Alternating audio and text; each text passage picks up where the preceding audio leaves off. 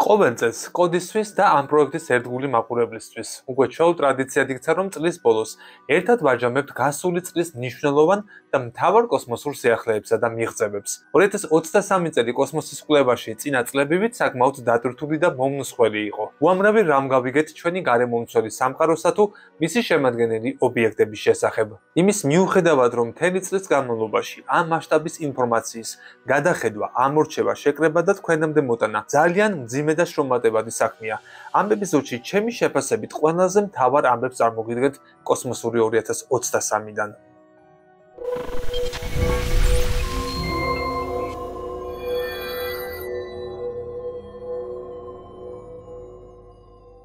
დავიწყებ ბოლო ამბებით. NASA-ს ზონდი Voyager 1, რომლითაც კოსმოსში ქართული სიმღერა ჩაკრულო გაუშვეს, დედამიწაზე მეცნიერულ და სისტემურ მონაცემებს ვეღარ გზავნის. 46 წლის აპარატი ბრძანებებს იღებს, მაგრამ როგორც ჩანს, მის კომპიუტერებში გარკვეული ხარვეზებია. კერძოდ, ზონდის ფრენის მონაცემების სისტემა FDS, რომელსაც სამეცნიერო ხელსაწყოებისგან ინფორმაცია გადაეცემა, სატელეკომუნიკაციო ერთეულს TMU's სიგნალს ვერ აწვდის. ამის შესახებ ცნობებს ამერიკის შეერთებული შტატების კოსმოსური სააგენტო ავრცელებს. ჩვეულებრივ ზემოხსენებული სისტემა ინფორმაციას მონაცემთა სპეციალურ ფორმატში უყრის თავს და ვარსკვლავთშორისი სივრციდან ჩვენს პლანეტაზე სწორედ TMU's მეშვეობით გზავნის. NASA-ში აცხადებენ, რომ ეს ფაილი გაიჭედა, რადგან ნულებისა და ერთიანების განმეორებად სიგნალებს უშვებს. ინჟინრების დასკვნით, პრობლემა FDS-შია და მის გამოსწორებას სავარაუდოდ კვირები დასჭირდება.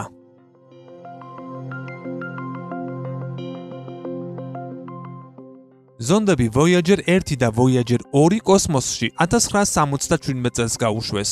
თითოეული მათგანი სხვა აპარატებთან შედარებით ყველაზე დიდი ხანია ფუნქციონირებს და უკვე ვარსკვლავთშორის სივრცეში გადაადგილდება დედამიწიდან 24 მილიარდი კილომეტრის მოშორებით.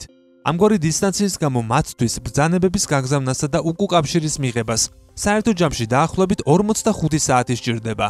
ეს ნიშნავს, რომ ინჟინრებს ხარვეზის გამოსწორების ნებისმიერი მცდელობის შედეგების გასაგებად ლოდინი სწორედ ამდენ ხანს უწევთ. ასევე Voyager 1-ის ასაკის სპეციალისტებს სხვა ტექნოლოგიური გამოწვევების წინაშეც აყენებს.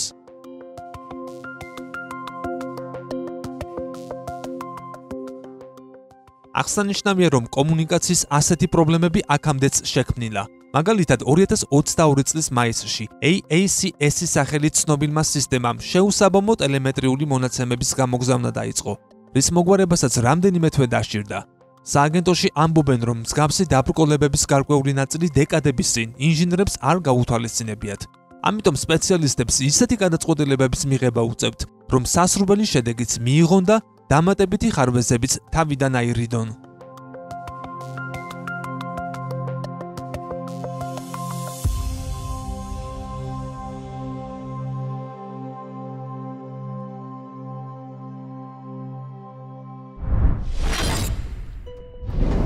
ჯეიმს ვების კოსმოსური ტელესკოპისგან კიდევ ერთი შთამბეჭდავი გამოსახულება მივიღეთ. ამჯერად მან აფეთქებული ზეახალი ვარსკვლავის ნარჩენი გადაიღო, რომელიც Cassiopeia A-ის სახელითაა ცნობილი. ის ჩვენგან თითქმის 11,000 სინათლის წლითაა დაშორებული და ასტრონომების მიერ ერთ-ერთი ყველაზე კარგად შესწავლილი მსგავსი ობიექტია. მსოფლიოში უმძლავრესმა ობსერვატორიამ ის სხვადასხვა სპექტრში აღბეჭდა. გამოსახულება ამერიკის შეერთებული შტატების პირველმა ლედიმ ჯილ ბაიდენმა თეთრი სახლის საახალწლო კალენდრისთვის ახლახან წარადგინა. ვების ახლო ინფრაწითელმა კამერამ Cassiopeia A-ის შემადგენელი მატერიის შრეები დააფიქსირა, რომლებიც აირთან ურთიერთქმედებისას გარემოში ვრცელდება. საინტერესოა, რომ უკანასკნელ სურათში არ ჩანს აქამდე უცნობი ის სტრუქტურები, რომლებიც შუა ინფრაწითელმა კამერამ აპრილში გადაიღო. ამის მიზეზის დადგენას მეცნიერები ცდილობენ. კერძოდ, მან ობიექტის შიდა ნაწილში არსებული მომწვანო შეფერილობის წარმონაქმნი აღბეჭდა, რომელსაც მწვანე ურჩხული უწოდეს. ახალ გამოსახულებაში მისი მხოლოდ ძალიან მკრთალი კვალი შეიმჩნევა, რაც ასტრონომების ინტერესს კიდევ უფრო ამძაფრებს.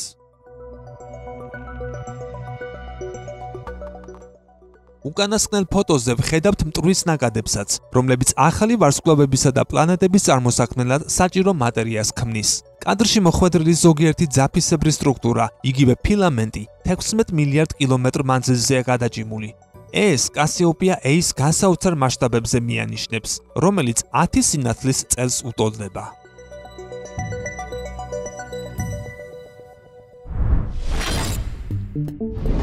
მზის შესასწავლად გაგზავნილმა პირველმა ინდურმა ზონდმა ადიტია L1-მა ჩვენი ვარსკვლავის სადებიუტო სურათები გადაიღო და დედამიწაზე გამოაგზავნა.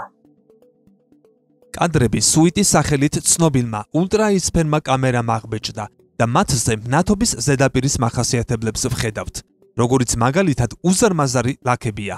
ინდოეთის კოსმოსის კვლევის ორგანიზაციის განცხადებით, ეს სამეცნიერო ხელსაწყო 20 ნოემბერს გააქტიურეს. ამ საქმეში ქვეყნის მასშტაბით არსებული რამდენიმე ინსტიტუტია ჩართული. მათი ძალისხმევით ადიტია L1-მა მზის მთლიანი დისკო ახლო ულტრაისფერ ტალღურ სპექტრში დააფიქსირა. ჩვენი სისტემის ცენტრალური ვარსკვლავი პლაზმისფეროა, რომელსაც მყარი კლდოვანი საფარველი არ გააჩნია, როგორც დედამიწას. შესაბამისად, მის ზედაპირად წყალბადისა და ჰელიუმისგან შემდგარ შრეს მოიხსენიებენ, რომელსაც ფოტოსფერო ეწოდება.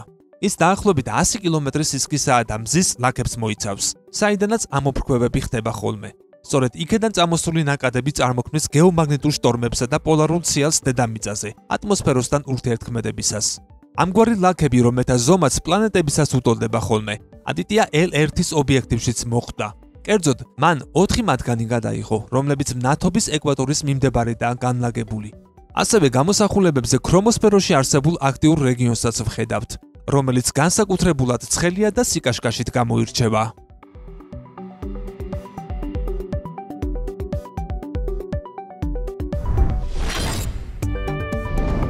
თითქმის 40 წელი გავიდა მას შემდეგ, რაც ჰალეის ცნობილმა კომეტამ ბოლოს ჩაგვიფრინა და აი ახლა ის კვლავ ბრუნდება. ასტრონომები მას მძლავრი ტელესკოპებით აგვირდებიან და ამბობენ, რომ ის ბრუნდება და გზაშია. როგორც Universe Today უწყება, ყოველ კვირაში კომეტა საკმაოდ დიდ მანძილს ფარავს დედამიწამდე. ცნობილია როგორც აფელიონი. ეს მზესთან შუა წერტილია ჰალეის გრძელი ელიფსური ორბიტისთვის. ციური ობიექტს სახელი ინგლისელი ასტრონომის ედმონდ ჰალეის საპატივცემულოდ უწოდეს. სწორედ მან აღმოაჩინა კომეტა მე-18 საუკუნეში. ბოლოს ის ღამისაზე 1986 წელს გამოჩნდა. ამის მიუხედავად კომეტას 2061 წლამდე არ უნდა ველოდოთ. კომეტას თავისი ორბიტის დაფარვისთვის დაახლოებით 79 წელი სჭირდება. 9 დეკემბერს კი მან თავისი გზის ნახევარი დაფარა. ასტრონომების თქმით, კომეტის დანახვა ჯეიმს ვებისა და ჰაბლის კოსმოსური ტელესკოპებით შესაძლებელი იქნება. თუმცა მოყვარული ასტრონომებისთვის ეს ჯერ შეუძლებელია. ჰალეის კომეტა ყველაზე ცნობილი პერიოდული კომეტაა. ყოველწლიურად არაერთი მანათობელი კომეტა ჩნდება ზეცაში, თუმცა ჰალეის კომეტა ყველაზე ხილვადია შეუიარაღებელი თვალით. რაც ჩვენ ვიცით, მზის შიდა სისტემაში ის ძველი წელთაღრიცხვის 240 წლიდან ფიქსირდება. თუმცა მისი კომეტად აღიარება მე-18 საუკუნეში ედმუნდ ჰალეის აღმოჩენის შემდეგ მოხდა. ჰალეი მისი ორბიტა გამოიანგარიშა და კომეტის დაბრუნების ზუსტი პროგნოზირებაც შეძლო.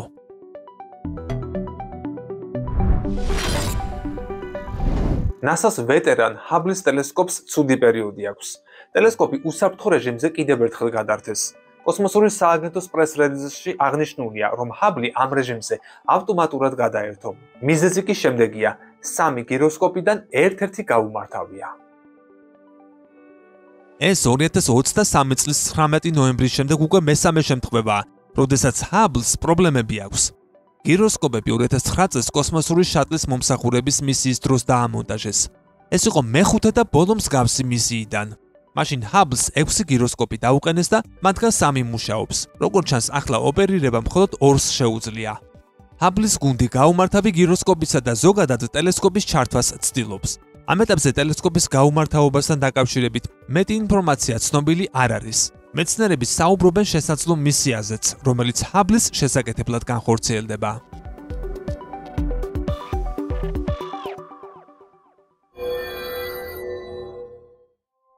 ასტრონომებმა ჯეიმს ვების კოსმოსური ტელესკოპის მეშვეობით ხელახლა დაინახეს galaktika, რომელიც სხვა მაგვარ სისტემებთან ერთად ადრეულ სამყაროზე მნიშვნელოვან ინფორმაციას გვაწვდის. Aztec C71 სახელით ცნობილი ობიექტი უზარმაზარია და იქ ვარსკვლავები აქტიურად წარმოიქმნება. ის ჯერ კიდევ მაშინ არსებობდა, როცა დიდი აფეთქებიდან 900 მილიონი წელი იყო გასული. წესით ამ პერიოდში მსგავსი galaktikები ძალიან იშვიათი უნდა ყოფილიყო, მაგრამ დაკვირვებები ცხადყოფს, რომ ისინი კოსმოსში მოსალოდნელზე 10 ჯერ უფრო გავრცელებული იყო. თუ ამ galaktikis შესახებ მონაცემები ზუსტია, ეს იმაზეც მიუთითებს, რომ ადრეულ სამყაროში ბევრად მეტი მტვერი გვხვდებოდა, ვიდრე ვარაუდობდით. მართალია ის სურათებში მცირე ზომის კაშკაშა ლაქად ჩანს, მაგრამ საკმაოდ დიდია და წელიწადში 100-ობით ახალ ვარსკვლავს წარმოქმნის. მეცნიერთა აზრით, შესაძლოა შორეულ კოსმოსში კიდევ მრავალი ასეთი სისტემა იმალებოდეს, რომლებსაც ამჟამინდელი ტექნოლოგიით უბრალოდ ვერ ვაფიქსირებთ.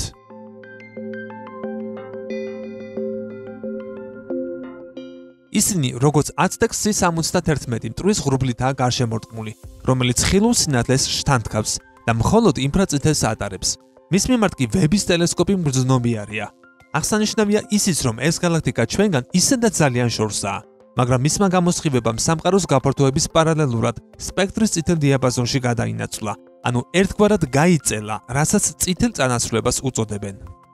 Aztec C-71 ხმელეთზე განლაგებულმა ობსერვატორიებმა დააფიქსირეს, როგორც პოტენციურად შორეული ობიექტი, მაგრამ ხილულ სპექტრზე მომუშავე ჰაბლის ტელესკოპით ის ვეღარ დავინახეთ.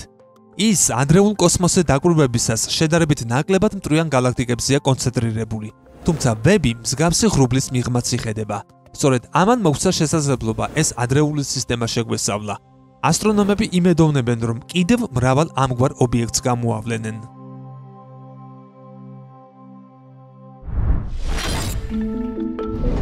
ის, რაც შამხროში მოხვდება, უკან ვეღარ ბრუნდება. თუმცა ეს მოსაზრება ხშირად კამათის საგანია. ახალხან ფიზიკოსებმა სწორედ ეს გამოთვალეს. მათ აინტერესებდათ, თუ რამდენად შესაძლებელია შამხრეს რაღაცა გამოვსწრუოთ.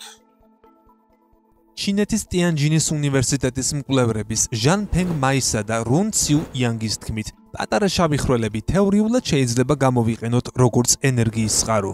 ფიზიკოსების გამოთვლებით, ამ ულტრამკვრივ ობიექტებს დამუხტვადი ბატარეების ან ბირთვული რეაქტორების სახით მუშაობა შეუძლიათ. ამით ისინი გიგაელექტრონვოლტის ენერგიას გამოიმუშავებენ. აღსანიშნავია, რომ ეს ენერგია შამხრელის შიგნიდან არ იქნება მოპოვებული, არამედ გარედან. როგორც ვიცით, სწორედ იქ არის სამყაროში გრავიტაციის ჩვენთვის ცნობილი უმძლავრესი კონცენტრაცია. ითვლება, რომ სამყარო შამხრელებით არის სავსე, თუმცა მათი შემჩნევა ყოველთვის მარტივი არაა. აქამდე აღმოჩენილი ობიექტების საფუძველზე შეგვიძლია დავასკვნათ, რომ შამხრელების მასა ბევრნაირია. ეს შეიძლება იყოს სულ რაღაც 5 მზის მასის ობიექტი, ან მილიარდობით მზის მასის მქონე მონსტრიც.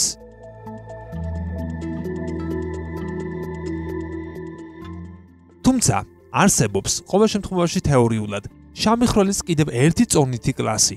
ეს არის პირველყოფილი შამხრელები და ისინი შეიძლება იყოს სივრცით ძალიან პატარა, სუბატომურ ზომებამდე. ჩვენ ვიცით, რომ ვარსკვლავური მასის შამხრელები სწორედ მასიური ვარსკვლავის სიკვდილის შემდეგ წარმოიქმნება.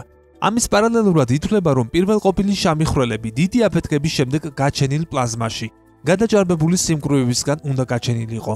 ჩვენ ზუსტად არ ვიცით, არსებობენ თუ არა პირველადი შამხრელები, მაგრამ თუ ისინი არსებობენ, უამრავ ახალ შესაძლებლობას გვიხსნიან. ერთი ბნელი მატერიაა, რომლისთვისაც პირველყოფილი შამხრელები მიმზიდველ კანდიდატად ითვლება. და აი ახლა, როგორც ჩანს, ამ ჰიპოთეტური ობიექტის ათვისება სხვა გზითაც შეიძლება. ბატარია არა ელექტრულ ენერგიას ელექტრულ ენერგიად გარდაქმნის. ბირთვული რეაქტორი იყენებს ბირთვული რეაქციების ძალას ენერგიის წარმოებისათვის. და როგორც მაი და იანგი ამტკიცებენ, მინიატურულ შამხრელს ორივე ერთად შეუძლია.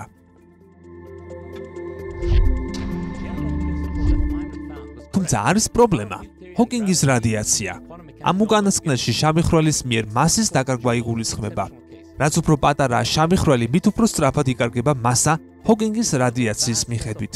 თუ შამხრელი საკმარისად პატარაა, ის შედარებით მალე აურთქლდება. ამასთან, მინიატურული შამხრელი ძალიან სწრაფად უნდა სანსწლავდეს მატერიას, რაც გაართულებს მის გარშემო არსებული სივრციდან რაიმეს მოპოვებას. მაიმ და იანგმა დაადგინეს, რომ გარკვეული მასის ზემოთ მინიატურული შამხრელის შევსება და დატენვა უნდა შეიძლებოდეს. ეს ისე, რომ შავმა ხრელმა ელექტროენერგია გამოიმუშაოს. მაგალითად, ატომის ზომის შავმა ხრელმა, რომლის მასაც 1015 კილოგრამი იქნება, ენერგიის წარმოება დამუხტული ნაწილაკებით შევსებისას უნდა შეძლოს. კვლევრებმა გამოთვალეს, რომ შამხრელს შეყვანილი მასის 25%-ის ენერგიად გარდაქმნა შეუძლია. მაგალითისათვის, კომერციული მზის პანელების უმეტესობის იგივე მაჩვენებელი 23%-ზე დაბალია. მათ ასევე დაადგინეს, რომ შამხრელს შეუძლია ისეთივე ეფექტიანობის მიღწევა, როგორც ბირთვულ რეაქტორს. გატოლებებმა აჩვენეს, რომ პირველყოფილი შამხრელის სიახლოვეს რადიოაქტიური დაშლის შედეგად წარმოქმნილი ალფა ნაწილაკების მასის 25% შეიძლება კინეტიკურ ენერგიად გარდაიქმნას. და მაინც, მაშინაც კი თუ დანამდვილებით გვეცოდინება, რომ მინიატურული შამხრელები არსებობს, მათი გამოყენება მარტივი არ იქნება, თუმცა ამ ყველაფრის ანალიზი საინტერესო შესაძლებლობებს აჩენს. კერძოდ, მკვლევრების თქმით, შავი ხვრელის რეაქტორის მოდელი არც მეტი, არც ნაკლები, ბნელი მატერიის მასის დიაპაზონში ჯდება. ეს კი იმედს აჩენს, რომ სამყაროს მატერიის ეს ერთ-ერთი იდუმალი ფორმა შეიძლება ენერგიის წყაროდ გამოვიყენოთ.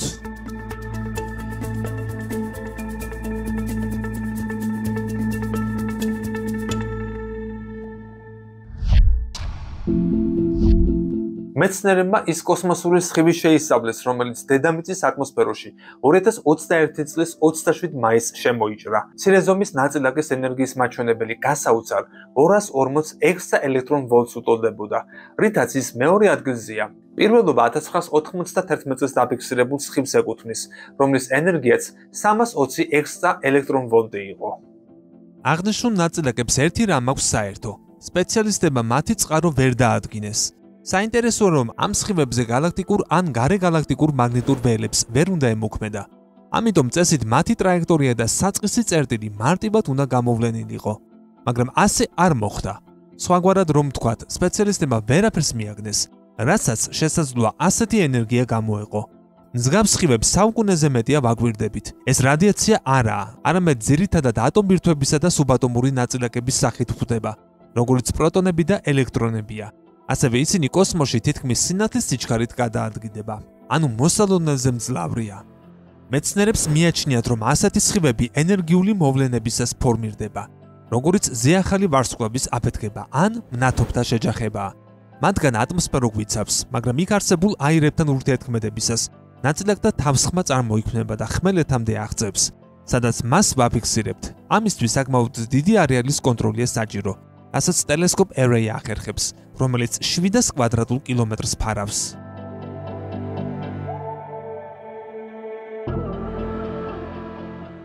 სწორედ მისი მეშვეობით შენიშნეს 2021 წლის მოვლენა. გამოთვლება და სიგნალის ანალიზმა კი აჩვენა, რომ საქმე მეორე ყველაზე ენერგიულ ნაწილაკთან ჰქონდათ, რომლის მსგავსი პრეცედენტიც 3 დეკადის განმავლობაში არ ყოფილა. მეცნიერება ამ სხივის შესწავლის შედეგად დაადგინეს, რომ 1991 წლის შემთხვევა ნამდვილი იყო და რაიმე შეცდომა არ ყოფილა. რაც შეეხება ახალ ნაწილაკს, მას ამატერასუ უწოდეს, რომლის ტრაექტორიაზე დაკვირვებასაც კოსმოსურ სიცარიელემდე მივყავართ. ესაა რეგიონი, რომელიც გალაქტიკათა შემცველ ეგრეთ წოდებულ ფილამენტებს შორისაა მოქცეული. შესაძლოა ეს ნაწილაკები ისეთი კოსმოსური ფენომენიდან მომდინარეობდეს, რომლის შესახებაც ჯერ არაფერი ვიცით. ან არსებობდეს მათი წყარო, რომელიც არ აღმოგვიჩენია. არაა გამორიცხული, რომ მაგნიტურ ველებს ნაწილაკთა აჩქარება იმაზე მეტად შეეძლოთ, ვიდრე გვგონია. ან ეს სხივები კოსმოსური დროს სივრცის ერთგვარ დეფექტებზე მიანიშნებდეს. ზუსტი პასუხი ჯერ არ გვაქვს.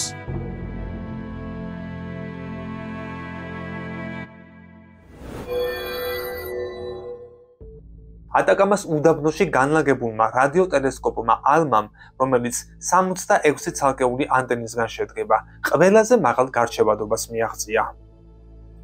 სპეციალისტებმა მისი დახმარებით ვარსკვლავ R კურდღლის მახასიათებლები 5 მილი არგწამი კუთხოვანი შუალედით დააფიქსირეს.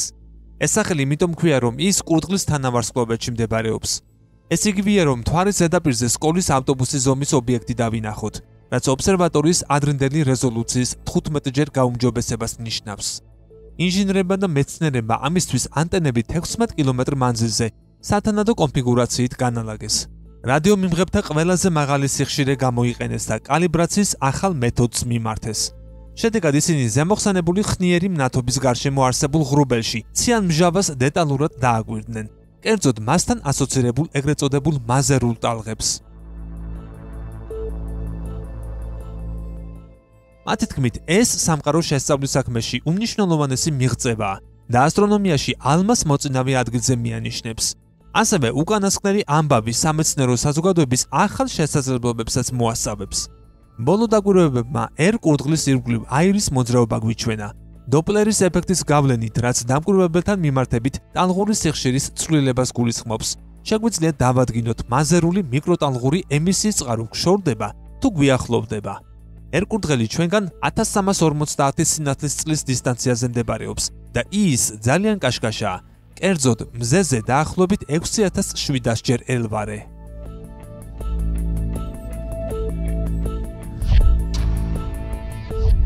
მეცნიერებმა ჯეიმს ვების კოსმოსური ტელესკოპის მონაცემების მეშვეობით შეისწავლეს გალაქტიკა, რომელიც დიდი აფეთქებიდან 350 მილიონ წელში უკვე არსებობდა. მათ იქ მოულოდნელი მეტალურობა გამოავლინეს, რაც იმას ნიშნავს, რომ ამ სისტემაში წყალბაცა და ჰელიუმზე მძიმე ელემენტების უჩვეულო სიმრავლეა. საქმე ისაა, რომ სამყაროს განვითარების ასეთ ადრეულ ეტაპზე კოსმოსში მეტწილად წყალბადი და ჰელიუმი, ასევე მცირე ოდენობის ბერილიუმი და ლითიუმი გვხვდებოდა. მათზე მძიმე ელემენტების ფორმირება ვარსკვლავებთანაა დაკავშირებული, რომელთა პოპულაციების ევოლუციის პარალელურადაც მეტალურობაც იმატებდა. ამის გარეშე დედამიწის მსგავსი მყარი ციური სხეულები და სიცოცხლე ვერ გაჩნდებოდა. ამიტომ ეს საკითხი მეცნიერებისთვის განსაკუთრებულად საინტერესოა. მის შესასწავლად ადრეულ სამყაროზე დაკვირვებაა საჭირო, რაშიც სწორედ ვების ტელესკოპი გვეხმარება. მან ზემოხსენებულ გალაქტიკაში ნახშირბადი დააფიქსირა, ვარსკვლავთშორის ან გალაქტიკის გარშემო არსებულ სივრცეში. ასევე მიაგნეს ჟანგბადისა და ნეონის პოტენციურ კვალსაც, რომლებიც წყალბაცა და ჰელიუმზე მძიმეა. ამიტომ ასტრონომიაში მეტალებად მიიჩნევა. სპეციალისტებს ასეთ შორეულ კოსმოსში მეტალურობა აქამდე არ გამოუვლენიათ. ეს ნიშნავს, რომ გამოწვევის წინაშე დადგა თეორია ვარსკვლავთა პირველი პოპულაციისა და მათი ქიმიური სიმარტივის შესახებ. წესით, კოსმოსური აისის პერიოდში მათში მსგავსი შემადგენლობა არ უნდა ყოფილიყო. მძიმე ელემენტების არსებობა შესაძლოა ამ გალაქტიკის ზემასიური შავი ხვრელით აიხსნას, რომელიც მატერიით აქტიურად იკვებება, რა დროსაც მეტალები წარმოიქმნება. სხვა ჰიპოთეზა ეგრეთ წოდებულ ასიმპტოტურ გიგანტ ვარსკვლავებს უკავშირდება, რომლებიც პოტენციური ზეახალი მნათობებისგან განსხვავდება და მძიმე ელემენტებსაც უფრო ნელა წარმოქმნის. ამის მიუხედავად ასეთ ობიექტად ჩამოყალიბებას დიდი დრო სჭირდება, 350 მილიონ წელზე მეტი. საბოლოოდ ავტორები ამბობენ, რომ არაა გამორიცხული გალაქტიკაში დაფიქსირებული ნახშირბადი ვარსკვლავთა პირველი პოპულაციის ზეახალი მნათობებიდან მომდინარეობდეს. ისიც უნდა ვთქვა, რომ ვებმა ეს ინფორმაცია 65 საათიანი დაკვირვებების შედეგად მოიპოვა. იმედოვნებენ, რომ მომავალში ღირებულ მონაცემებს უფრო მცირე დროში შეაგროვებენ და აღნიშნული საკითხის შესახებ მეტს გაიგებენ.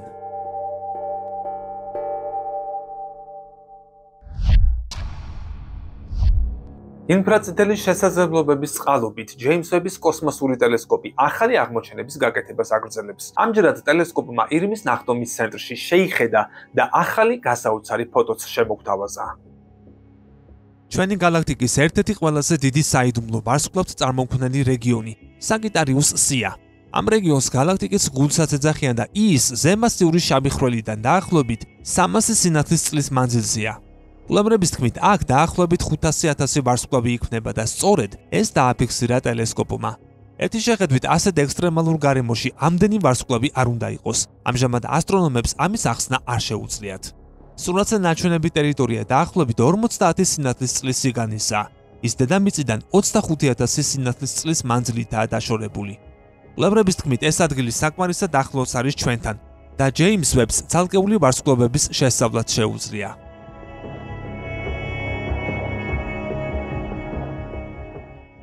ეს საშუალებას იძლევა შეგროვდეს უპრეცედენტო ინფორმაცია იმის შესახებ, თუ როგორ შეიძლება წარმოიქმნას ვარსკვლავები ამ მხარეში. ასტრონომებს აინტერესებთ წარმოიქმნება თუ არა უფრო მასიური ვარსკვლავები ირმის ნახტომის ცენტრში, მისი სპირალური მკლავების კიდეებისგან განსხვავებით. მასიური ვარსკვლავები ერთგვარი ქარხნებია, რომლებიც თავიანთ ბირთვში მძიმე ელემენტებს აწარმოებენ. ამიტომ მათი უკეთ გაგება სამყაროს მნიშვნელოვანი ნაწილის წარმოშობის შესწავლის თვალსაზრისია, ამბობენ კვლევრები.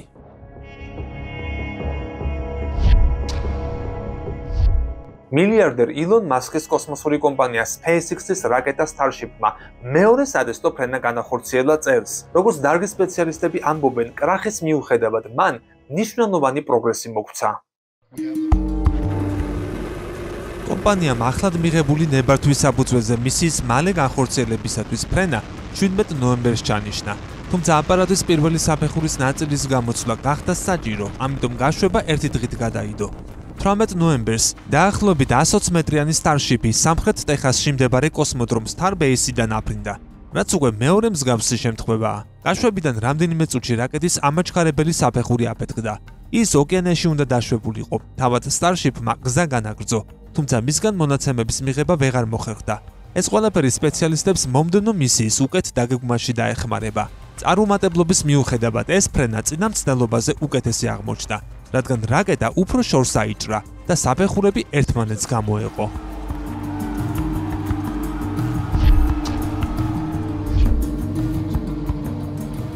პირველი სატესტო ფრენა 20 აპრილს შედგა. აპარატი ატმოსფეროში დაუბრკოლებლად აიჭრა, თუმცა სანამ ორბიტამდე მივიდოდა, აფეთქდა. აღსანიშნავია, რომ კომპანიამ მისია მაინც წარმატებულად მიიჩნია, რადგან თავად ილონ მასკი მსგავსი სცენარისთვის მზად იყო. ამ რაკეტაზე დიდი იმედებს ამყარებენ, რადგან ის მრავალჯერადი გამოყენებისაა და სიმძლავრითაც გამორჩეულია. რის გამოც მის გამოყენებას პლანეტას შორის მოგზაურობაში აპირებენ. გეგმის მიხედვით სტარშიპის სამომავლო კოსმოსურ ვოიაჟში პირველი გაჩერება მთვარე იქნება. უფრო ზუსტად, მისი დახმარებით მისია არტემის 3-ის ეკიპაჟი დედამიწის ერთადერთ ბუნებრივ თანამგზავრზე დაეშვება, რითაც იქ კაცობრიობის დიდი დაბრუნება შედგება.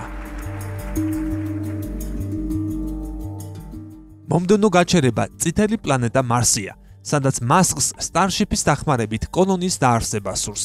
ამისთვის იქ ტვირთის, მათ შორის ბაზების ასაშენებლად საჭირო მასალებისა და რაც მთავარია ადამიანების ტრანსპორტირებას, სწორედ ეს აპარატი ითავებს. კომპანია SpaceX-მა სტარშიპზე მუშაობა რამდენიმე წლის წინ დაიწყო და ამ დროის განმავლობაში მის დახვეწას ცდილობდა. აქამდე ხომალდის პროტოტიპებს მცირე დისტანციაზე უშვებდნენ, სულ რამდენიმე მეტრ სიმაღლეზე, მანძილის ზრდის პარალელურად კი აფეთქებები იმადებდა. საბოლოოდ 2021 წელს რაკეტა გაშვების შემდეგ წარმატებით აფეთქების გარეშე დაეშვა, რაც ამდენი მცდელობის შემდეგ პირველად მოხდა. იქედან მოყოლებული კომპანია უკვე სუპერ ჰივიზე გადაერთო, რომელიც 69 მეტრის სიმაღლისაა და რაპტორის ტიპის 33 ძრავს მოიცავს. ის ამაჩქარებელი საფეხურის ფუნქციას ასრულებს და აპარატის უმნიშვნელოვანესი ნაწილია.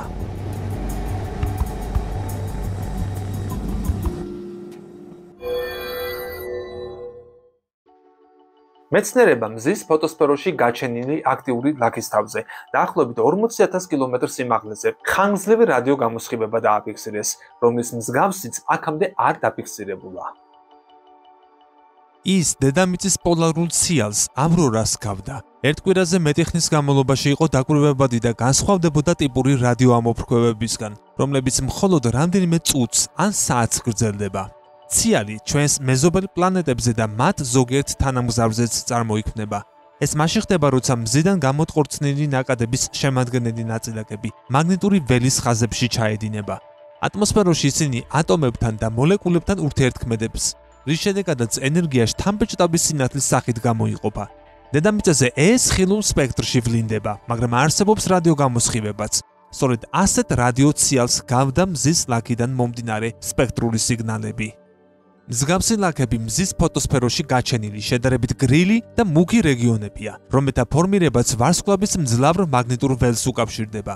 მისი გავლენით მზის ნაწილაკების აჩქარება მიმდინარეობს, თუმცა იმაზე ენერგიულად ვიდრე დედამიწაზე. სპეციალისტებმა დაადგინეს, რომ ეს ეგრეთ წოდებული ელექტრონციკლოტრონულ მაზერულ ემისიას განაპირობებს, რაშიც მაგნიტური ველის მკვეთრ რეგიონებში ჩაჭერილი ელექტრონები მონაწილეობს. მსგავს რადიო გამოსხივებას მეცნიერები მზის ლაქების მიმდებარე რეგიონების აქტივობას მიაწერენ, რა დროსაც ენერგიული ელექტრონები მაგნიტური ველის ერთგვარ მარყურჟებში ჩაედინება, რომლებიც სწორედ ლაქებიდანაა ამოზრდილი. ასე ფორმირდება ის, რასაც მკვლევრები მზის ლაქის რადიო ავრორას უწოდებენ.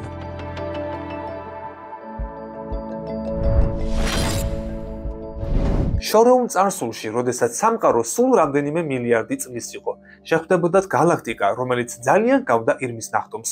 ამ ახალმა აღმოჩენამ ასტრონომები გააკვირვა. galaktika, რომელსაც CIRS 2112 უწოდეს, ჯეიმს ვების კოსმოსური ტელესკოპის გამოყენებით აღმოაჩინეს. galaktikis შესწავლა რთული იყო, ამიტომ ასტრონომებმა საქმეში ჰაბლის კოსმოსური ტელესკოპიც ჩართეს.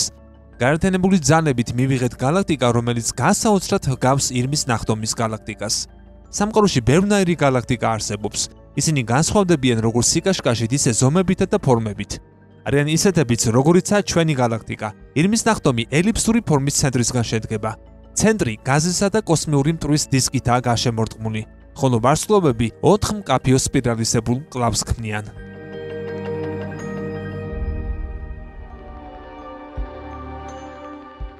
აქამდე ითვლებოდა, რომ ირმის ნახტომის მსგავსი სპირალური galaktikები 8 მილიარდი წლის წინ არ არსებობდა. ასტრონომებს მიაჩნდათ, რომ მსგავსი galaktikების ფორმირებას მეტი დრო სჭირდებოდა. და აი, აქ არის გასაოცარი ამბავი. SIRS 2112-ის სინათლის მონაცემების გაანალიზებით კვლევრებმა დაასკვნეს, რომ ის ბევრად დიდი ხნის წინ ჩამოყალიბდა. უცნაური galaktika დიდი აფეთქებიდან 2 მილიარდი წლის შემდეგ უკვე არსებობდა. galaktikები მტვრისა და გაზის დიდი კონცენტრაციაა, რომელიც გრავიტაციის ქვეშაა გაერთიანებული. მნიშვნელოვან როლს ამ ყველაფერში ბნელი მატერიაც ასრულებს.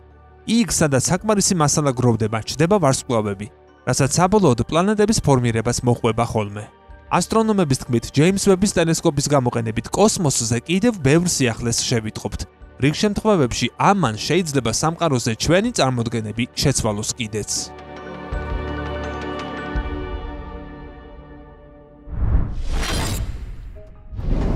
პირველ ივლისს ევროპის კოსმოსურმა სააგენტომ ბნელი მატერიისა და ბნელი ენერგიის შესასწავლად ხომალდი ევკლიდე გაუშვა. მის მიერ სატესტო რეჟიმში გადაღებული ფოტოები ზაფხულში უკვე ვიხილეთ. ახლა კი ობსერვატორიამ პირველი სამეცნიერო სურათები გამოგზავნა, რომლებზეც გასაოცარი ნისლეულები და galaktikებია აღბეჭდილი. ცხენის თავის ნისლეული.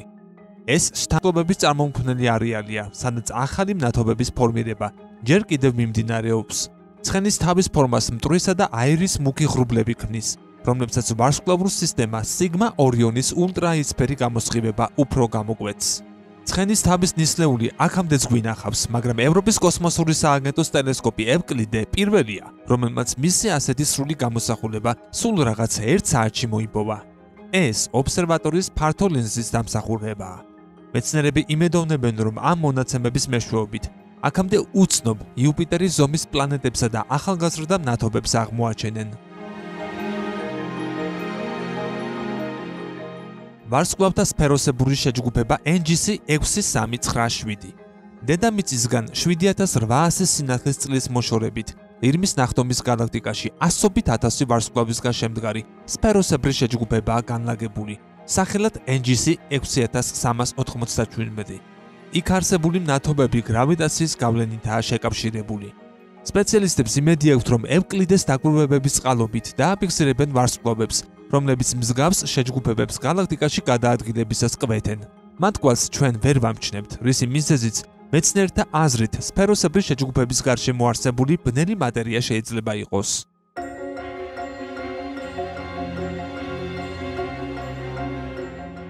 უწესრიგო ჯუჯა galaktika NGC 6822. ყველა galaktika ჩვენს ირმის ნახტომს არ ჰგავს. ამის თვალსაჩინო მაგალითია უწესრიგო, არარეგულარული ჯუჯა galaktika NGC 6822, რომელიც მშვიდოსნის თანავარსკვლავედშია განლაგებული. ის ჩვენგან 1.6 მილიონი სინათლის წლის დისტანციაზეა და აქამდეც გადაგვიღია, მათ შორის ჯეიმს ვების კოსმოსური ტელესკოპით. ამის მიუხედავად ევკლიდემ პირველმა შეძლო, რომ ეს galaktika სრულად დაახლოებით 9 საათში აღებეჭდა. როგორც ადრეულ სამყაროში გაჩენილი მსგავსი სისტემის უმეტესობაში, NGC 6822-შიც მეტალების ნაკლებობაა. არაა გამორიცხული ევკლიდემ ამის მიზეზსა და ზოგადად galaktikების ევოლუციის ბუნდოვან დეტალებს მოჰფინოს ნათელი.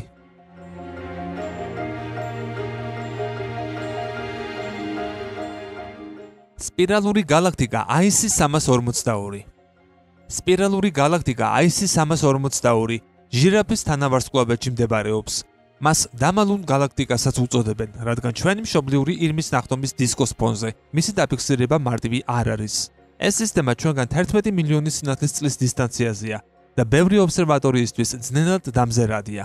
ამის მიუხედავად ევკლიდეს ინფრაწითელმა კამერამ galaktikuri მტვრის ერთგვარი საბურველი გარღვია და აქამდე უცნობი სფეროსებრი შეჯგუფებები გადაიღო.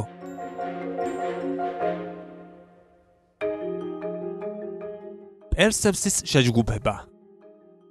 რევოლუცია ასტრონომიაში ასე მოიხსენიებს ევროპის კოსმოსური სააგენტო ამ სურათს აღწერაში. მასზე პერსევსის შეჯგუფებაა ნაჩვენები, რომელიც იმავე სახელწოდების მქონე თანავარსკვლავედშია განლაგებული. იქ ათასობით galaktikაა გაერთიანებული და დედამიწისგან 240 მილიონი სინათლის წლითაა დაშორებული.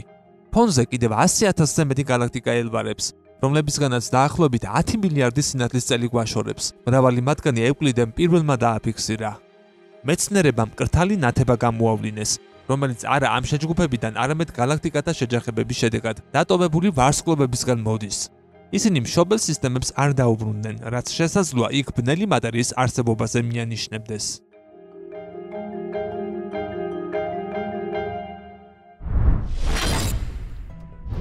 25 ოქტომბერს საერთაშორისო კოსმოსურ სადგურზე მყოფი კოსმონავტები და არა ასტრონავტები, როგორც მას ამერიკაში და დანარჩენ ცივილიზებულ მსოფლიოში უწოდებენ, გარეთ გავიდნენ, რათა მაცემელი აგენტის გაჟონვა დაითვალიერებინათ. პროცესში ისინი მომწამლელი ნივთიერების ერთგვარ ბურთულას წააწყდნენ და მისგან თავის დაღწევა მოუწიათ. გაჟონვა პირველად თვის დასაწყისში დაფიქსირდა. თავიდან მიიჩნიეს, რომ იგი გადაუდებელ საშიშროებას არ ქმნიდა. ახლახან დაკვირვების შედეგად კოსმონავტებმა ოლეგ კონონეკომ და ნიკოლაი ჩუბმა რამდენიმე დამატებითი გართულება შენიშნეს. ღია კოსმოსში ყოფნისას კოსმონავტები მომაკვდინებელი ამიაკის მაციებლის წვეთს წააწყდნენ. ნივთიერება იმ თოქს მოეცხო, რომელზეც ოლეგ კონონეკო იყო მიბუმული. იმისათვის, რომ სადგურში სახიფათო ნივთიერების გავრცელება აერიდებინათ, კოსმონავტს თოკის გარეთ დატოვება მოუხდა. ღია კოსმოსში ტიპ-ტიპისას ეს საკმაოდ სახიფათო სიტუაციაა.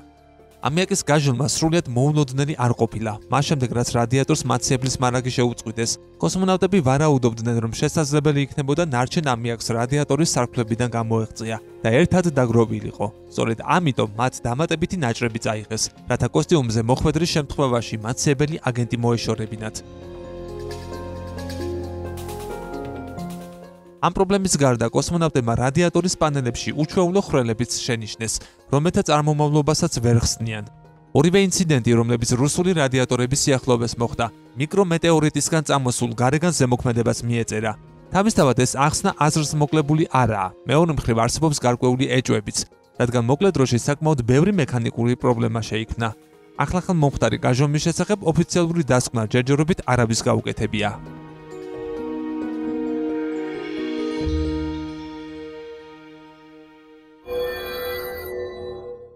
24 სექტემბერს იუტის შტატის უდაბნოში კაფსულა დაეშვა, რომელშიც ასტეროიდ ბენუს ზედაპირზე შეგროვებული ნიმუშები იყო მოთავსებული. NASA-მ საკვლევი მასალა მისია ოსირის რექსის ფარგლებში მოიპოვა.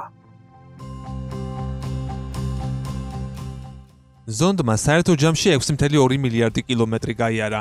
სამიზნე ობიექტამდე მიღწევის შემდეგ აპარატმა მის ზედაპირზე მცირე ზომის ფრაგმენტები და მტვერი შეაგროვა, რომლებიც დედამიწაზე ორბიტიდან ჩამოუშვა. ნიმუშების მინიმალურ ზღვრულ ოდენობად 60 გრამი იყო გათვალისწინებული, მაგრამ ახლა უკვე ცნობილია, რომ სპეციალისტთა გუნდმა კაფსულიდან უკვე 70 გრამი ამოიღო. ეს მატერია ჯერ მხოლოდ სათავსოს ზედამხრის მიმდებარედაა შეგროვებული, როგორც გარეთა, ისე შიდა ნაწილში. რაც ნიშნავს, რომ მეც უნდა ველოდოთ. NASA-ში აცხადებენ, რომ დამატებითი გრუნტი ტაქსამად წოდებულ მექანიზმშია, რომელსაც მოგვიანებით გახსნიან. აღნიშნული პროცესი მარტივი არაა, რადგან აღმოჩნდა, რომ ტაქსამის 35 მომჭერი ოფიციალურად დაშვებული ხელსაწყობით ვერ მოიხსნება. საქმე ისაა, რომ სპეციალისტები ხეთათმანიანი კონტეინერიდან მუშაობენ, რაც კონკრეტულ რეგულაციებს ექვემდებარება. ეს ნიმუშების დაბინძურებისგან დაცვას ემსახურება.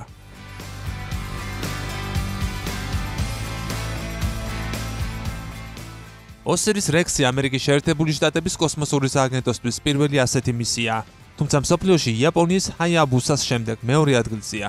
ამის მიუხედავად მის ფარგლებში ასტეროიდზე მოპოვებული ნიმუშების რაოდენობა წინამორბედისას აჯარბებს. როგორც ცნობილია, სააგენტო ამ მატერიის 25%-ს მთელი მსოფლიოს მასშტაბით 35 სხვადასხვა სამეცნიერო დაწესებულებას გაუგზავნის, 4%-ს კანადის კოსმოსურ სააგენტოს ნომთა 5-ს კი იაპონიას. გრუნტის 70% ჯონსონის კოსმოსურ ცენტრში დარჩება, სადაც მას მეცნიერები შეისწავლიან.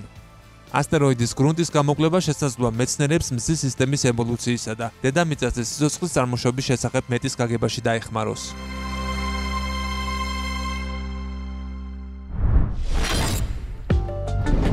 (2023 წლის 23 აგვისტოს) ინდოეთმა მისია ჩანდრაიან-3-ის ფარგლებში მთვარის ზედაპირზე მავალი და დასაშვები მოდული დასვა, რაც აქამდე მხოლოდ ამერიკის შეერთებულმა შტატებმა, საბჭოთა კავშირმა და ჩინეთმა მოახერხა. ახლა ქვეყანა იქ უკვე ასტრონავტების გაშვებას აპირებს, რაც 2040 წლისთვის იგეგმება. მანამდე 2035 წლისთვის მათ დედამიწის ორბიტაზე მოძრავი კოსმოსური სადგურის შექმნა სურთ. ახლახან გამართულ სამთავრობო შეხვედრაზე, რომელიც ინდოეთის კოსმოსურ პროგრამას ეხებოდა, პრემიერ-მინისტრმა ნარენდა მოდიმ განაცხადა, რომ ქვეყანამ შემდეგი ამბიციური მიზნები უნდა დაისახოს. მათ შორისაა დამატებითი რობოტული მისიები, ახალი გამშვები პლატფორმა და რაკეტა. ადამიანთა კოსმოსური ფრენების ინდური პროგრამა გაგანიანის სახელითაა ცნობილი და ის დედამიწის დაბალ ორბიტაზე 2025 წელს 3 ასტრონავტის გაგზავნას ითვალისწინებს. ეს 20 მთავარ ტესტს მოიცავს, მათგან 3 ამ და მომდევნო წელს უეკიპაჟო ფრენა იქნება, რათა რაკეტა გამოსცადონ. პირველი საცდელი მისია Test Making Demonstration 21 ოქტომბერს გაიმართა. მან გვიჩვენა, რამდენად გამართულია ეკიპაჟის გამოსათავისუფლებელი სისტემა და პარაშუტები, რომელთა მეშვეობითაც დედამიწის ატმოსფეროში შემოსვლისას ხომალდის მოძრაობის სიჩქარე უნდა შემცირდეს. ინდოეთი გეგმავს, რომ 2030-იანი წლების შუა პერიოდში ჩვენი პლანეტის ორბიტაზე, ხმელეთიდან 400 კილომეტრის მოშორებით 20 ტონიანი კოსმოსური სადგური შექმნას. იქ ასტრონავტები ერთი მისიის განმავლობაში 15-20 დღეს გაატარებენ. ქვეყანას ვენერაზე ზონდის შუკრაიან 1-ის გაგზავნათ სურს, რომელზე მუშაობაც უკვე მიმდინარეობს. აპარატს კიდევ ერთხელ გაუშვებენ მარსზეც, რაც მისია Mars Orbiter Mission 2-ის ფარგლებში მოხდება. მისი წინამორბედი ზონდი წითელი პლანეტის ატმოსფეროს 8 წელი იკვლევდა. 2022 წელს კი მასთან კონტაქტი დაკარგეს. რაც შეეხება მთვარეს, იქ ასტრონავტებს ინდოეთამდე ამერიკის შეერთებული შტატები 2025 წელს გაუშვებს, რაც ბოლო 50 წელში პირველად მოხდება. მისია არტემისამი კაცობრიობას დედამიწის ერთადერთ ბუნებრივ თანამგზავრზე დააბრუნებს.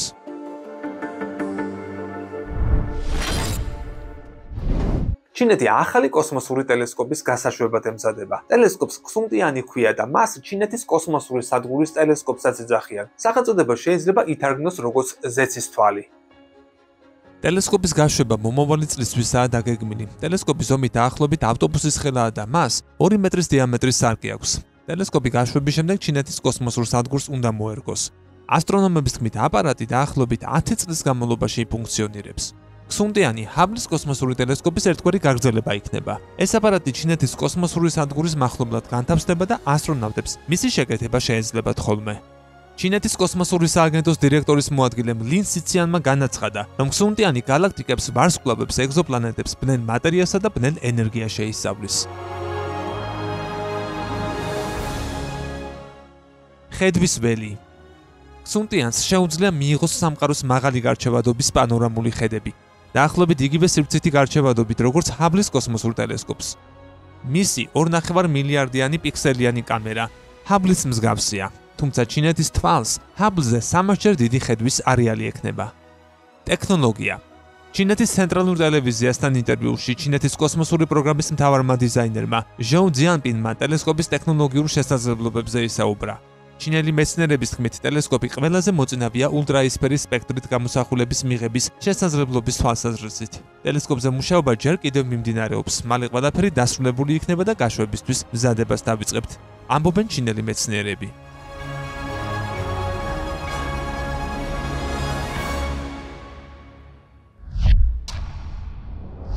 დედამიწის რუკა ჩვენი პლანეტის ზედაპირის ვიზუალური რეპრეზენტაციაა, რომელიც ნავიგაციაში, გეოგრაფიული წარმონაქმნების შესწავლაში, ცვლილებების გამოვლენასა თუ სამეცნიერო კვლევებში გვეხმარება. იქედან გამომდინარე, რომ კაცობრიობა ნელ-ნელა კოსმოსით ვისებს, სხვა ციური სხეულების რუკების შედგენაც მნიშვნელოვანია, მაგალითად მარსის. აბუ-დაბიში მდებარე ნიუ-იორკის უნივერსიტეტში მომუშავე მეცნიერებმა სწორედ მარსის ატლასი შექმნეს. ამისთვის მათ არაბთა გაერთიანებული საამიროების მისიის ჰოუფის ფარგლებში შეგროვებული მონაცემები გამოიყენეს. ეს კოსმოსური ზონდი წითელი პლანეტის გარშემო 2021 წლიდან მოყოლებული გადაადგილდებოდა ქვეყნის პირველი პლანეტად შორისი მისიაა. მარსის ფერადი რუკა მაღალი გარჩევადობის მქონე დაახლოებით 3000 სურათისგან შედგება, რომელიც აპარატზე დამონტაჟებულმა კამერამ Emirates Exploration Imager ორბიტიდან გადაიღო. სპეციალისტები ამბობენ, რომ ამ რუკის წყალობით ციურ სხეულზე ადამიანთა დასაშვებად ლანდშაფტის, კლიმატისა თუ რესურსების მხრივ საუკეთესო ადგილები გამოვლინდება. ახალი ატლასი NASA-ს პროგრამა Mars 24-შიც ინტეგრირდა, რომელიც მარსზე დროის მსვლელობის რეპრეზენტაციისთვის მრავალ რუკასა და ინფორმაციის წყაროს აერთიანებს. ის მონაცემთა ბაზა J-Mars-შიც შეიტანეს. უნდა ითქვას, რომ იმავე მეცნიერებმა წლის დასაწყისში მარსის სხვა რუკაც წარადგინეს, რომელიც პლანეტის ყველაზე სახასიათო წარმონაქმნებს მოიცავს. ასეთია პოლარული ყინულოვანი საფარი, მთები, ვულკანები, კრატერები და ასე შემდეგ. ყოველი პიქსელი პლანეტის 25 კვადრატულ მეტრ ფართობს შეესაბამება. საერთო ჯამში კი ის 5.6 ტრილიონ პიქსელს აერთიანებს. მოზაიკური რუკის შექმნას ავტორებმა 6 წელი მოანდომეს.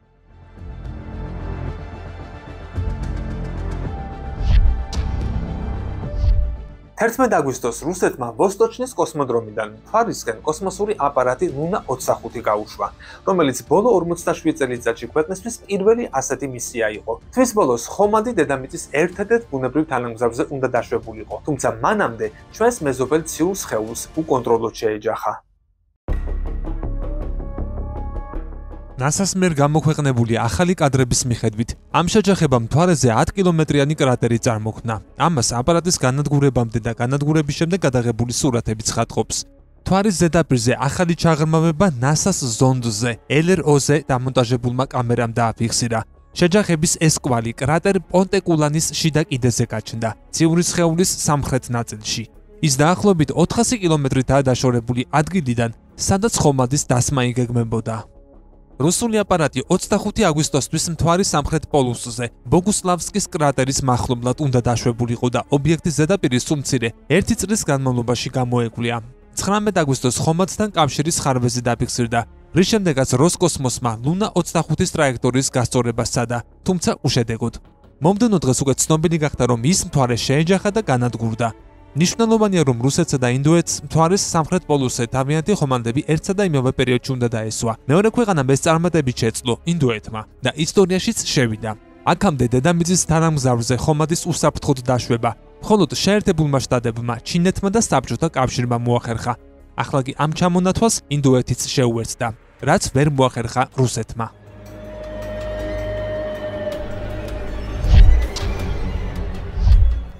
2021 წლის 28 ოქტომბერს მზეზე კორონალური მასის ამოფრქვევა მოხდა, რა დროსაც ელექტრულად დამუხტული ნაწილაკები ჩვენს კოსმოსურ სამეზობლოში გავრცელდა. აღმოჩნდა, რომ ამ მატერიამ ერთდროულად დედამიწამდე, მთვარემდე და მარსამდე მიაღწია, რაც აქამდე არასდროს დაფიქსირებულა.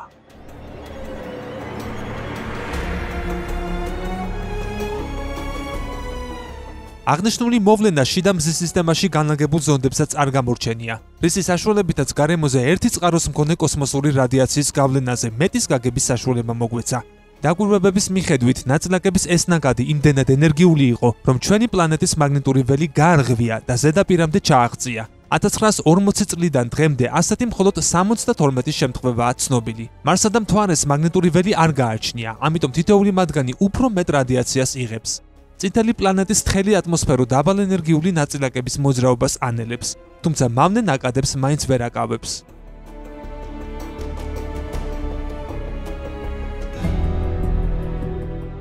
შთანთქმული რადიაცია გრეით იზომება, მაგალითად 10 გრეის დოზა ორ კვირაში ადამიანის სიკვდილს გამოიწვევს, 700 მილი გრეი კი გამოსხივებასთან დაკავშირებულ ავადობას. დედამიწის ორბიტაზე ამ მოვლენისას 10 მილი გრეის მაჩვენებელი დაფიქსირდა. ხოლო ხმელეთზე მხოლოდ უნიშნელო ნიშნული გამოთვალეს. მთვარეზე 31 მილიგრეი იყო, მის ზედაპირზე კი 17, მარსის ზედაპირზე 0.3 მილიგრეი, ორბიტაზე 9. 1972 წელს მზის ამოფრქვევამ მთვარის ზედაპირზე დაახლოებით 10 გრეი გამოიწვია. საბედნიეროდ ეს აპოლო 16-ისა და აპოლო 17-ის მისიებს შორის მოხდა. წინააღმდეგ შემთხვევაში ასტრონავტები სერიოზული საფრთხის წინაშე აღმოჩნდებოდნენ. ამის რისკი სამომავლოდ ეკიპაჟიან კოსმოსურ ფრენებში აუცილებლად გასათვალისწინებელია. უკანასკნელი კვლევა მონაცემების გაზიარების, ანუ საერთაშორისო კოლაბორაციის საჭიროებასაც გამოგვეც, რათა რისკები სათანადოდ შეფასდეს.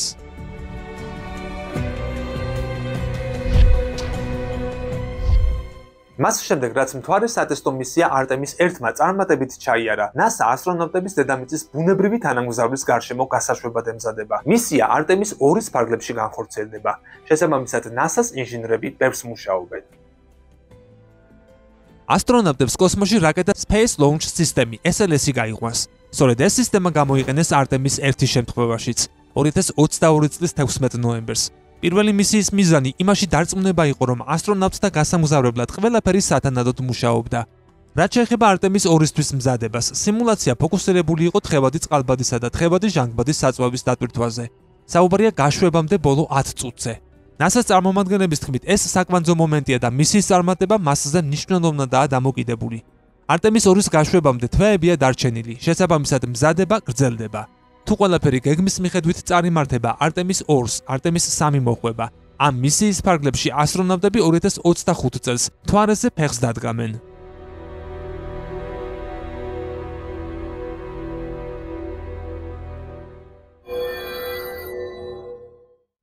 ისტორიაში პირველად მეცნიერება ირმის ნახტომის ცენტრიდან მომავალი, მაღალი ენერგიის მქონე ნეიტრინოების ემისია დააფიქსირეს. ეს IceCube-ის ობსერვატორიის გამოყენებით მოხდა. დღემდე მაღალენერგეტიკული ნეიტრინოების ემისია გალაქტიკის გარედან მოდიოდა. ამჯერად ასტრონომები გამოსხივებს დააკვირდნენ, რომლებიც ირმის ნახტომის გალაქტიკურ სიბრტყეში წარმოიქმნება. შედეგად ირმის ნახტომის ცენტრიდან მომავალი ნეიტრინოს ემისია დააფიქსირეს. ახალ ნაშრომში მკვლევრებმა აღწერეს თუ როგორ გამოიყენეს სპეციალური ალგორითმი Ice Cube ნეიტრინო ობსერვატორიის 10 წლის მონაცემების გასაანალიზებლად. კვლევის შედეგად ირმის ნახტომის ეგრეთ წოდებული ნეიტრინო რუკად შეიქმნა.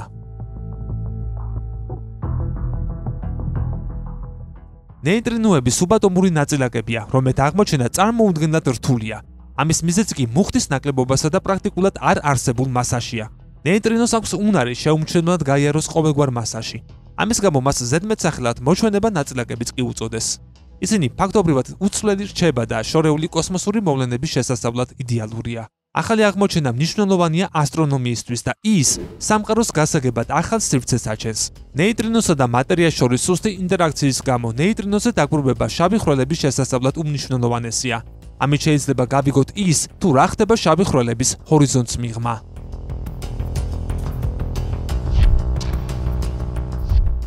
მეცნიერები უმნიშვნელოვანეს მიღწევას გვიზიარებენ. მათ სამყაროს გრავიტაციული ტალღების კვალი დააფიქსირეს, რასაც ძალიან დიდხანს ველოდით. ამისთვის ასტრონომებმა პროექტ ნანოგრავის ფარგლებში სხვადასხვა რადიოტელესკოპი გამოიყენეს, მათ შორის Green Bank-ის ტელესკოპი და Arecibo's ობსერვატორია, რომელიც უკვე სამწუხაროდ აღარ არსებობს. გრავიტაციული ტალღების არსებობაზე, რაც აინშტაინის ფარდობითობის თეორიასთანაა თანხმობაში, მეცნიერები ბოლო რამდენიმე 10 წლეულია მსჯელობენ. ისინი მასიური ობიექტების შეჯახებისას წარმოიქმნება. ასეთია მაგალითად შავი ხვრელები და ნეიტრონული ვარსკვლავები, რომელთა შერწყმის შედეგადაც სამყაროში დრო-სივრცის ერთგვარი პულსაციები ფორმირდება. სწორედ ამაზე მიანიშნებს ახალი აღმოჩენა. დაფიქსირებული სიგნალი უმძლავრესია, შავი ხვრელების ან ნეიტრონული ვარსკვლავების ტიპური შეჯახების თანმდებზე მილიონჯერ ენერგიული. უკანასკნელი კვლევის თანახმად ის ზემასიური შავი ხვრელების შერწყმის პროცესს უნდა უკავშირდებოდეს. მეცნიერებმა გრავიტაციულ ტალღებზე დასაკვირვებლად ახალი მეთოდი გამოიყენეს.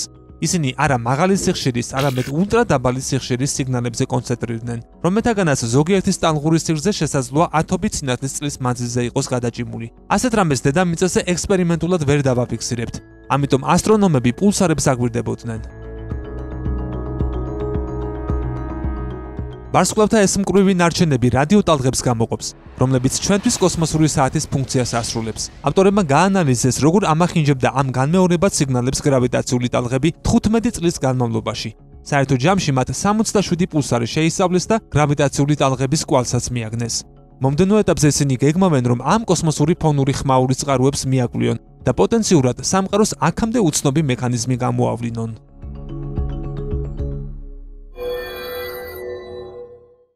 ჩვენ მიერ დაფიქსირებული სწრაფი განმეორებადი რადიოსიგნალების რაოდენობა გაურმაგდა. ასტრონომებმა შორეული გალაქტიკებიდან მომავალი მძლავრი რადიაციის ახალი 25 ნაკადი დააფიქსირეს. ისინი იმდენად კაშკაშაა, რომ მთლიანი გალაქტიკების სინათლესაც ფარავს, მაგრამ მათი წარმოშობის საკითხი დღემდე გაურკვეველია. ახალი აღმოჩენით ჩვენთვის ცნობილი სწრაფი განმეორებადი რადიოსიგნალების რიცხვი 50-მდე გაიზარდა. რაც იმის შანსს ზრდის, რომ მათი ფორმირების შესახებ მეტი შევიტყოთ. ასეთი ნაკადების დიდი ნაწილი მეცნიერებმა გასულ დეკადაში დააფიქსირეს, თუმცა მათი უმეტესობა ერთჯერადი მოვლენა იყო. ამან სპეციალისტები დააფიქრა, რამდენად შეიძლება აღნიშნულ ორი ტიპის რადიაციას ერთი და იგივე წყარო ჰქონდეს. ეჭვს ისიც ამტკიცებს, რომ ეს ორი ჯგუფი ერთმანეთისგან სიხშირის დიაპაზონითა და ხანგრძლივობითაც განსხვავდება. კვლევრებმა ახალი სტატისტიკური მეთოდის მეშვეობით მონაცემები გაანალიზეს და განმეორებადი სიგნალები შეისწავლეს. მათ გამოთვალეს, რამდენად შესაძლებელი იყო, რომ ერთი რეგიონიდან ორი ან მეტი სიგნალის მიღება უბრალოდ ამთხვევა არ ყოფილიყო. ავტორები ჩაიმის სახელით ცნობილი ტელესკოპის მნიშვნელობასაც ხაზს უსვამენ, რომელიც ჩრდილოეთის ცას ყოველდღე აგვირდება და სწრაფი რადიოსიგნალების დაფიქსირებაში დიდი წვლილი მიუძღვის. ავტორების განცხადებით მათ რამდენიმე გალაქტიკა უკვე გამოავლინეს, რომლებიდანაც შესაძლოა ორი მსგავსი სიგნალი მოდიოდეს. ისინი ფიქრობენ, რომ ამგვარი რადიაცია სავარაუდოდ ვარსკვლავთა აფეთქებას და მათ ასეთ სიკვდილს უკავშირდება.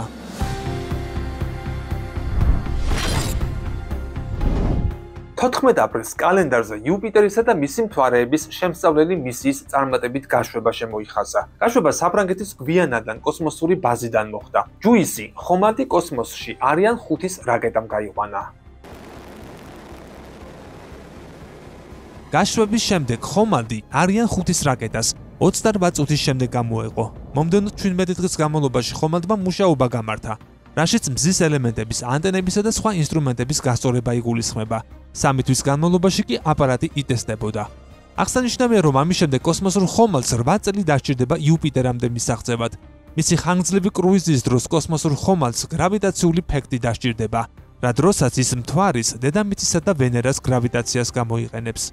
მას შემდეგ, რაც ჯუისი 2031 წლის ივლისში იუპიტერს მიაღწევს, კოსმოსური ხომალდი 3 წელიწადზე მეც გაატარებს გაზის გიგანტის ორბიტაზე და განახორციელებს ფრენებს მისი 3 თანამგზავრის, განიმედის, კალისტოსა და ევროპას მიმართულებით. მისის დასასრულს ჯუისი ყურადღებას გადაიტანს მხოლოდ განიმედის ორბიტაზე.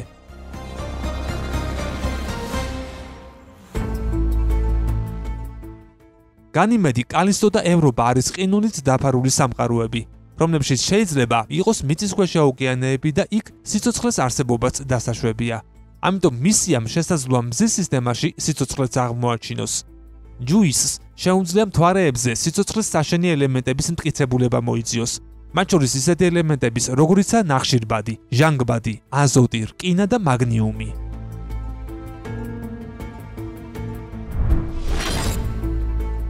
NASA-მ და კომპანია Axiom Space-მა საზოგადოებას არტემისის მისიებისათვის განკუთვნილი სკაფანდრი წარუდგინა, რომელშიც მთვარეზე გაგზავნილი ასტრონავტები გამოეწყობიან.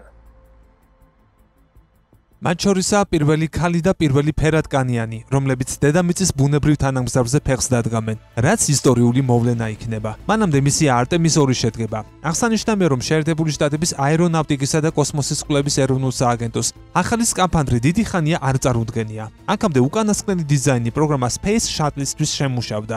ბოლო კი Axiom Space-თან ერთად შეიქმნა და ის მთვარის სამხრეთ პოლუსის მკაცრ პირობებში ხანგრძლივ მისიებსაც გაუძლებს. შეფერილობით საკმაოდ განსხვავდება იმისგან, რაც ასტრონავტებს მთვარეზე პირველი სტუმრობისას ეცვათ. მას თეთრი გარეთა ფენა დაემატება, რომელსაც მზის სხივების არეკლის ფუნქცია ექნება. ახალი სკაფანდრი კომპანია Axiom Space-ის ბრენდის სფერებშია გადაწყვეტილი. სწორედ ასეთია Axiom, რომელიც ინდუსტრიის ექსპერტების მრავალ გუნდთან თანამშრომლობით შეიქმნა.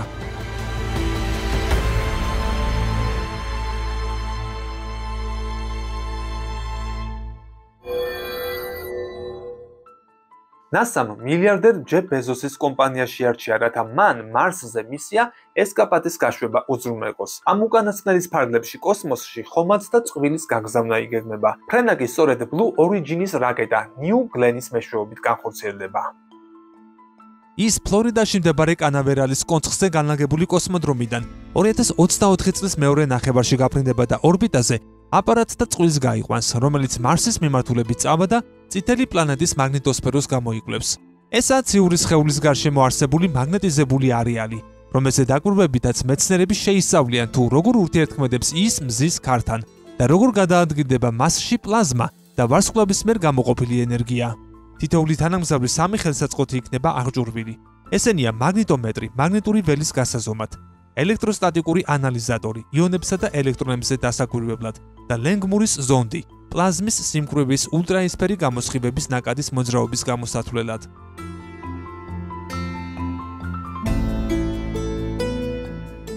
ესკაპადეს დედამიწის ორბიტის დატოვების შემდეგ მარსამდე მისაღწევად დაახლოებით 11 თვე დასჭირდება. დამატებით რამდენიმე თვეს გასტანს ხომალდების მიერ ტრაექტორიის გასასწორებლად საჭირო მანევრებიც, სანამ წყვილი მიაღწევს პოზიციას, საიდანაც მაგნიტოსფეროს ყველაზე კარგად გამოკვლევა იქნება შესაძლებელი. მაგნიტოსფეროების შესწავლა მეცნიერებს კოსმოსში არსებული ამინდის შესახებ მეტის გაგებაში ეხმარება, რაც მნიშვნელოვანია, რადგან ის გავლენას ახდენს სატელიტებსა და ასტრონავტებზე. თავად ესკაპადე პლანეტების საკვლევი მცირემასშტაბიანი ინოვაციური მისიების პროექტის ნაწილია. Blue Origin-თან თანამშრომლობა კი ბადრის გამშვების სერვისის ფარგლებში გაფორმდა.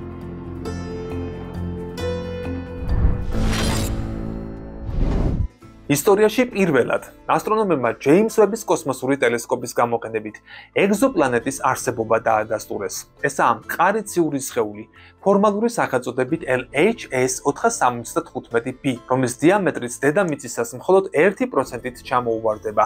ამით საბოლოოდ დადასტურდა დედამიწის მსგავსი ეგზოპლანეტების არსებობა. მეცნიერთა გუნდმა მსოფლიოში უმძლავრესი ობსერვატორიით დასაკვირვებლად სამიზნე ობიექტი კოსმოსური ზონდის ტესის მიერ შესწავლილი ეგზოპლანეტების კანდიდატებიდან შეარჩია. მისი მონაცემები მიუთითებდა, რომ საქმე სავარაუდოდ პლანეტასთან გვქონდა. ვების ახლო ინფრაწითელმა კამერამ კი ამაში დაგვარწმუნა. მან LHS 475B მარტივად და მკაფიოდ დაინახა. თანაც მხოლოდ 2 ტრანზიტის, ანუ ვარსკვლავთან ამ ობიექტის ჩავლის განმავლობაში. ჩვენცხად არსებულ ტელესკოპებს შორის მხოლოდ ვებს შეუძლია, რომ ამ ზომის ეგზოპლანეტების ატმოსფეროს მახასიათებლები გამოავლინოს. გუნდმა ეს სპექტრული მონაცემების ანალიზის გზით სცადა. მათ დაადგინეს, რომ ამ პლანეტას დედამიწის მაგვარი კლდოვანი, მყარი სხეული გააჩნია და არა აირისგან შემდგარი. ამის მიუხედავად ჯერჯერობით გაურკვეველია, აქვს თუ არა მას ატმოსფერო.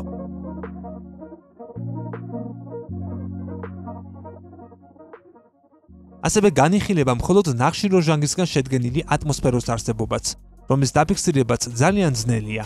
ამისთვის უფრო ზუსტი და დეტალური დაკვირვებებია საჭირო, რასაც სპეციალისტები ზაფხულში აპირებენ, რა დროსაც დამატებით სპექტრულ მონაცემებს მოიპოვებენ. LHS 475B ოქტანტის თანავარსკვლავედში განლაგებული წითელი ჯუჯის გარშემო გადაადგიდება და ჩვენგან 41 სინათლის წლითაა დაშორებული. მისი ორბიტული პერიოდი სულ რაღაც 2 დღეა. ის მნათობთან ძალიან ახლოს მოძრაობს, თუმცა ამ უკანასკნელი სიმხურვალე მზისას ნახევარზე მეტიც ჩამოუვარდება.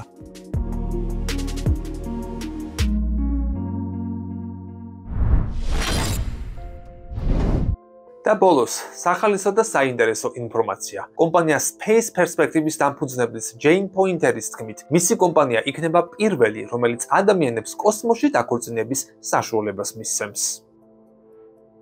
ცერემონია დიდი ალბათობით კომპანიის ისტორიულ ხომალდზე, ნეპტუნზე გაიმართება. კოსმოსური ხომალდი ნეპტუნი იმისთვის შეიქმნა, რომ ყველაზე ხელმისაწვდომი ყოფილიყო მდგრადი და უსაფრთხო კოსმოსური ხომალდი პლანეტა დედამიწაზე, თუ მის მიღმა. ყველა სხვა კოსმოსური ხომალდისგან განსხვავებით, რომლების ფრენის დროსაც ეკიპაჟის განყოფილება გამოეყოფა ერთი ფრენის სისტემიდან და გადადის სხვა ფრენის სისტემაში. კოსმოსურ ხომალდ ნეპტუნის კაფსულა დაცულია Space ბალონზე მთელი ფრენის განმავლობაში, ამ ფრენიდან დაშვებამდე, რაც შეუფერხებელ, უსაფრთხო და ნაზი ფრენის გამოცდილებას ქმნის. ნათქვამია კომპანიის განცხადებაში. ისიც აღსანიშნავია, რომ კომპანიამ ხომალდის ასამუშავებლად ეკომეგობრული გამოსავალი შეიმუშავა. კერძოდ, ხომალდს ენერგია მიეწოდება განახლებადი წყალბადის საშუალებით და არ ტოვებს ნახშირორჟანგს. ხომალდის ზევით გატყორცნის ნაცვლად ჰაერში ნელ-ნელა დაახლოებით 20 კმ/სთ სიჩქარით იწევა. ასევე ფრენის პირველადი სისტემის გარდა ნეპტუნი აღჭურვილია სარეზერვო სისტემითაც, 4 პარაშუტით, რომელიც კაფსულასა და Space ბალონს შორის მდებარეობს. შესაბამისად, საჭიროების შემთხვევაში პარაშუტები ხომალდის უსაფრთხო დაშვებას უზრუნველყოფს. კომპანიის მიხედვით კოსმოსური სააგენტოები 10 წლეულების მანძილზე 100%-იანი წარმატებით იყენებდნენ ამგვარ პარაშუტებს. Space Perspective დაარსებულია Biosphero 2-ის ეკიპაჟის 2 ყოფილი წევრის მიერ. კომპანია სურს კოსმოსში მოგზაურობის შესაძლებლობა, რაც შეიძლება მეტ ადამიანს მისცეს, რადგან დაფუძნებლებს ჯერათ, რომ დედამიწის კოსმოსიდან დანახვა რადიკალურად შეცვლის ჩვენს აღქმას სამყაროსა და მასში ჩვენი ადგილის შესახებ.